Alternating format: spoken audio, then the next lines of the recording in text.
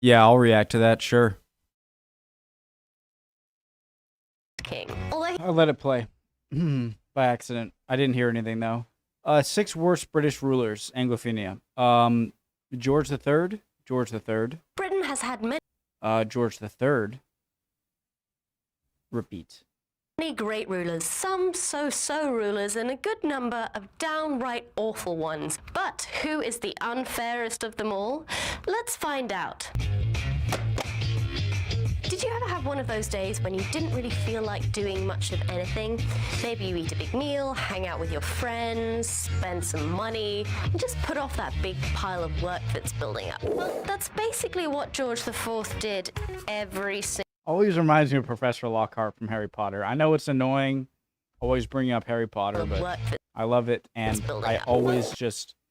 That's who I see. That's basically what George IV did every single day he was king. Although he performed admirably as regent while his father George III suffered from mental illness, as soon as he became king in 1820, he started to think, why am I working so hard? Other than sleeping around a lot, spending money that Britain didn't have, and becoming morbidly obese, George IV didn't accomplish much of anything during his rule. When he died in 1830, newspapers openly celebrated his death. George IV was hated by his subjects, but at least they didn't kill him. Unfortunately, the same cannot be said for Charles I.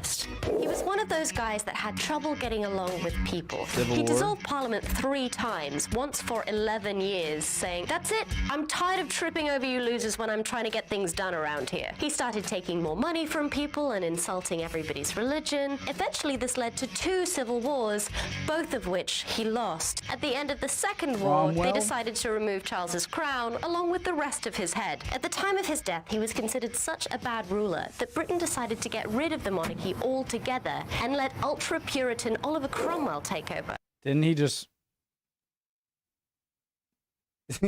just set up the hereditary part again? Like his son would be the heir or something? Bit hypocritical. Spoiler alert, that didn't go too well either.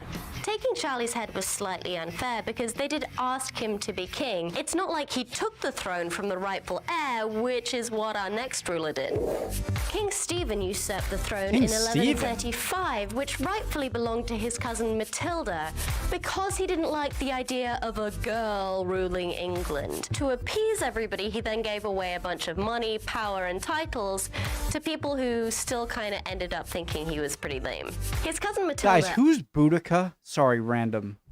But that name, Boudica, along with the help of her half-brother, challenged him, and the country was thrown into a civil war which ran hot and cold until 1153. That's when King Stephen made the best decision of his entire rule, to give up.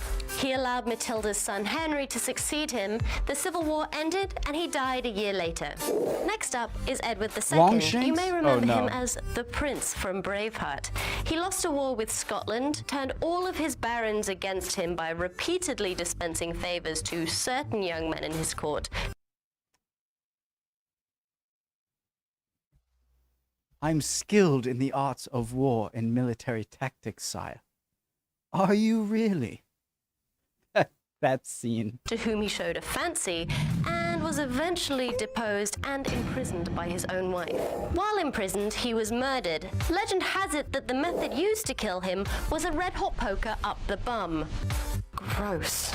You know how someone's so bad at their job, but you let it go because they're such a nice person? Or somebody's a terrible person, but they're so good at their job, so you put up with it? Well, King John was both a bad king and a terrible person. Remember how awful Prince John from Robin Hood was? Well, he was even worse when he became king. He instigated an unnecessary war with France and then continued to lose battle after battle, giving up a great deal of valuable territory. To make up for this, he raised taxes and cracked down even harder on his people. Civil war broke out, and he lost that battle too. But sometimes good can come from bad. He was so awful that his subjects forced him to sign the Magna Carta, one of Britain's most important and historic documents. That guy. This limited royal power and ensured the rights of feudal barons. It's hard to believe that English rulers could get much worse than that. King George III. But they do. The worst of the worst was Mary the Otherwise known as Bloody Mary. Yeah, she was the daughter of Henry VIII and Catherine of Aragon, the first of Henry's 6 wives. She wasn't very happy with how her dad pushed her mother aside for Anne Boleyn. I took a tutors course in college that was a double-length class seminar on the on this era of history, tutors. And I've learned about it in high school too. I've watched videos since. I've watched family tree videos, British monarch family tree. This area, all of the I have to. I'll do that after this. I swear to it. All of the names around this period are Mary, Jane, Elizabeth. Well, there's more. Anne. So many. Or how he pushed aside the Catholic Church. You know, classic stepkid stuff. So when she came to power, she was determined to bring Catholicism back to England. She revived old heresy laws and burned almost 300 people at the stake because they refused to abandon Protestantism.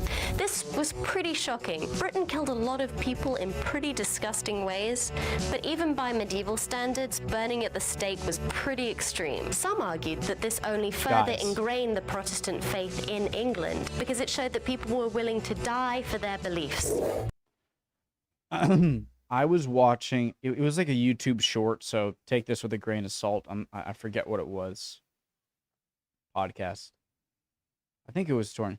But there was this way that the Mongols would kill people, and they, again, I might be wrong here. This is from a YouTube short, okay? But if it, anyways, they would get when they would conquer an area, they would kill the nobles or the higher up class people in the area by putting them on the ground and kind of stacking them up Jenga style or whatever, and then just putting a big wooden board on it where they would eat while the people under there are being crushed to death, with more people walking on and sitting down and eating on a giant plank that's crushing the people they conquered.